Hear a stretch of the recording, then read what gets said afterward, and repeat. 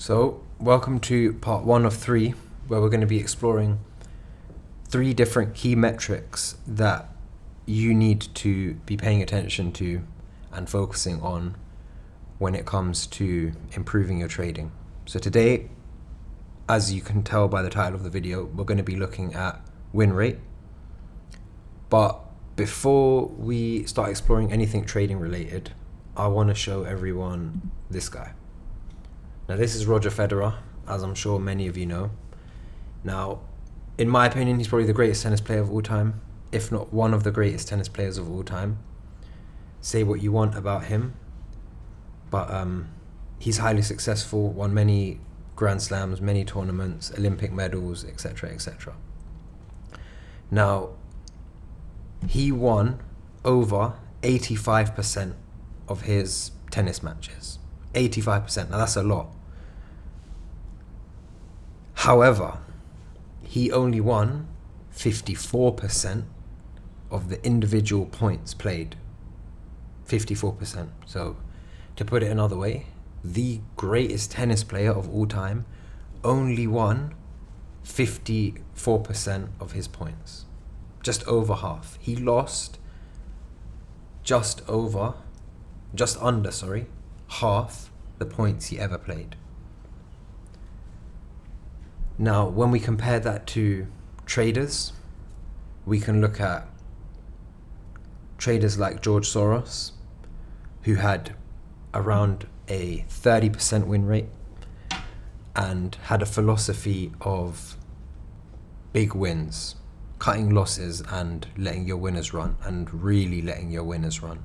Which leads me quite nicely into my next point, which is the kind of main lie that they tell you about win rate, which is that win rate is really important. And I'm going to go ahead and put it out there at the start of the video that win rate is definitely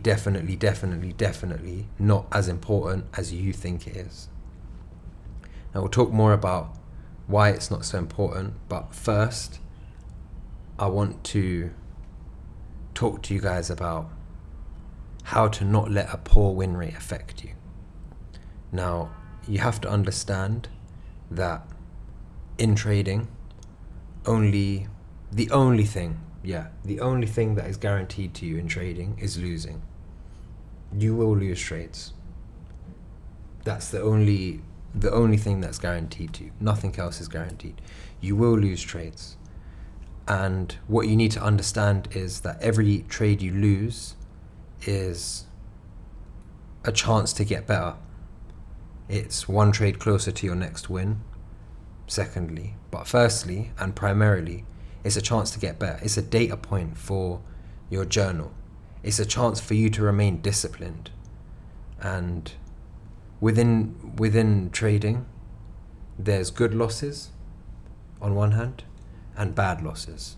So a good loss would be a trade that was well risk managed, I should say. A trade that you would take 10 out of 10 times. A good setup, a clean setup, it just didn't go your way. A bad loss, on the other hand, is a trade you just made up, a poor setup, a poor quality setup, a trade that if it won, it wouldn't have been part of the plan for you to win that trade. It's more of a roll of the dice type of trade. There's no structure to it. There's no plan behind it. The plan is click the button and hope for the best. So you need to get it out of your head that losing is bad, because as humans we are pre-programmed to want to avoid losing. Losing hurts, losing causes us pain. We weren't designed to lose or to take losses well. So it's very important that you reprogram your brain to understand that losing is part of the game. Get it through your head. Cool. Now, why is win rate not important? Or why is win rate not as important as you might think it is? Because as traders, it's not just a flip of a coin. What do I mean by that? If I flip a coin now, there's two options, heads or tails, and it's 50-50 chance for each one. Now, if we make a tally chart, for example, and we put heads on this side and tails on this side, each time it lands on one, that we put a tally. If we were to do this, say 10,000 times, you would expect it to be 5,000 on one side and 5,000 on the other, for example.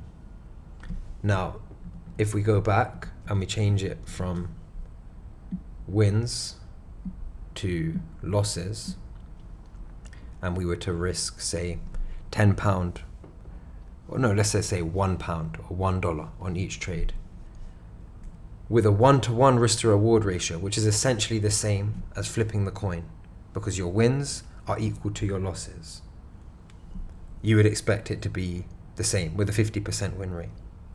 Now, we can stack the odds in our favor.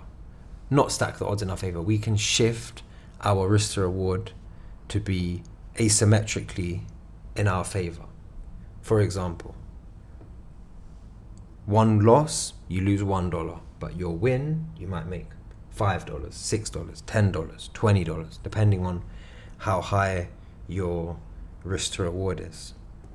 So you could even, with a high enough risk to reward, lose 9 out of 10 trades and still make not just money, but a lot of money. For example, with a 50% win rate and a 1-to-1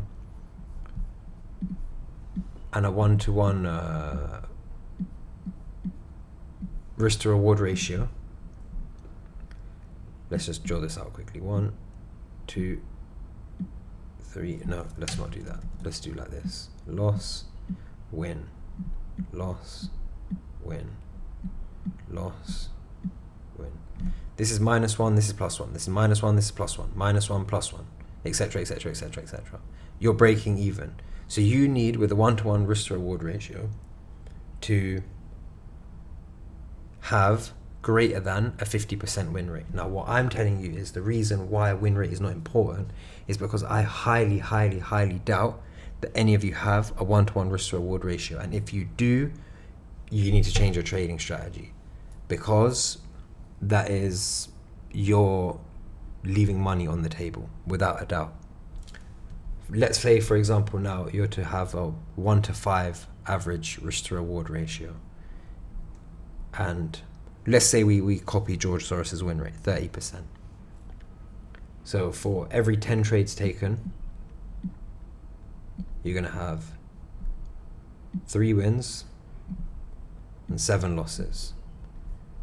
For example, if you are to risk, let's say 1% on each trade, this is going to be, oh, wrong one. This is going to be -7%. And this is going to be +15. Why? Because you make 5% on each of your wins. So over the course of 10 trades, you've netted yourself a total of 8% profit, which is significantly more than the person who targets 1-to-1 but has double your win rate. Even with 60% win rate, they would be losing 4 trades, -4%, winning 6%. In total, they've only made 2%. You've made 4 times as much profit as they have. So now you can understand why I say risk to reward, why win rate is most definitely not as important as you think it is. So learn to stack the odds in your favor.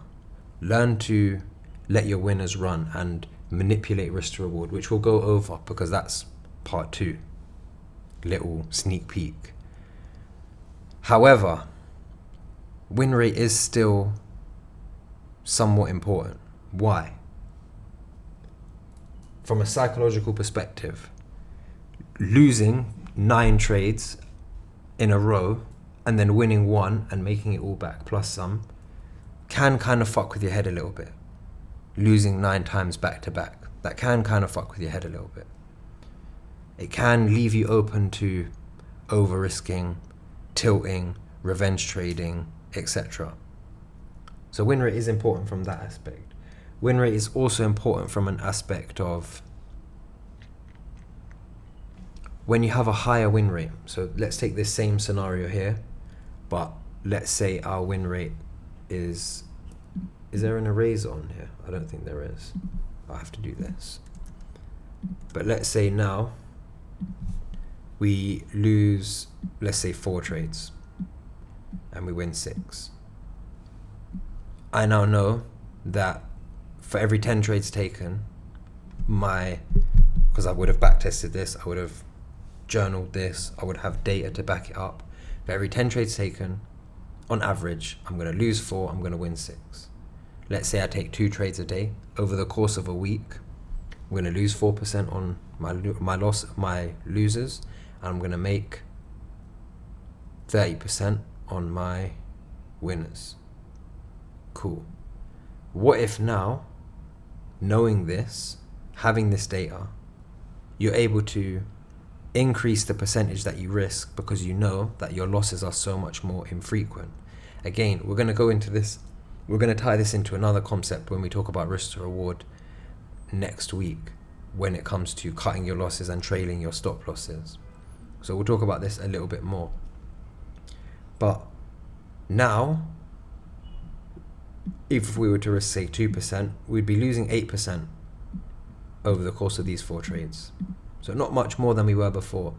But our winners would be netting us 2 times 6, which is 12, times 5, which is 60%. I'm just going to have to double check that. I need to double check my maths there. 6 wins, 5 are 2%, yeah, 60%.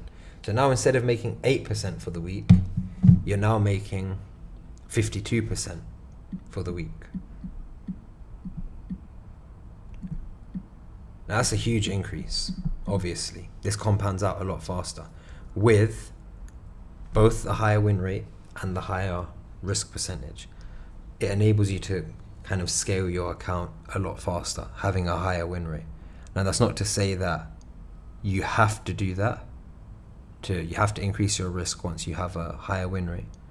But if you are disciplined and if you do have the data to back it up, I don't think it doesn't hurt to potentially start increasing your risk percentage. Definitely on your A star setups and your A plus setups.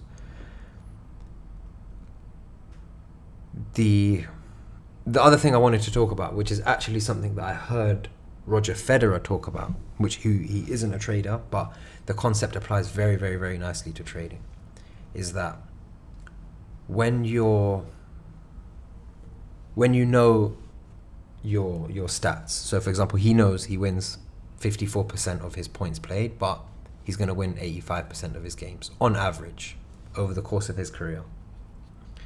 He knows that each point is simultaneously the most important thing at that moment in time, and at the same time, it's only 1 point. It doesn't matter if he loses. In the grand scheme of things, it's just a small blip in your equity curve.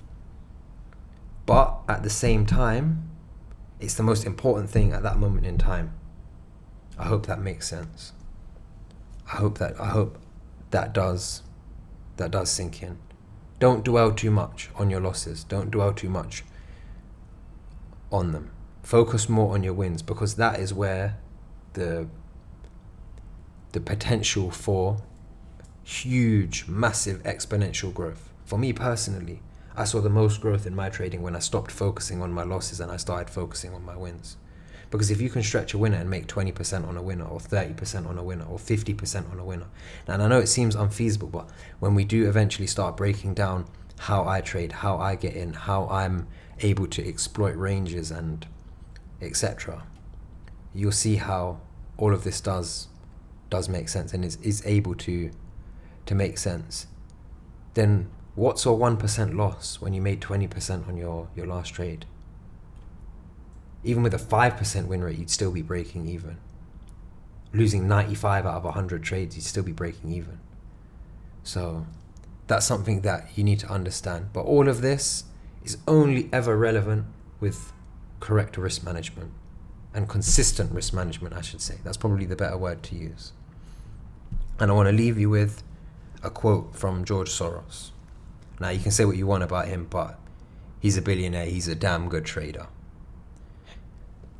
It's not about whether you're right or wrong, but how much money you make when you are right and how much money you lose when you are wrong. You can take what you want from that. Now, the link to my free community, The Vault by Crypty Hustle, is in the description. Feel free to join. I hope to see you there. Please like, share, and subscribe. And I'll be back soon with another video. Hope you all have a blessed weekend and an even more blessed trading week.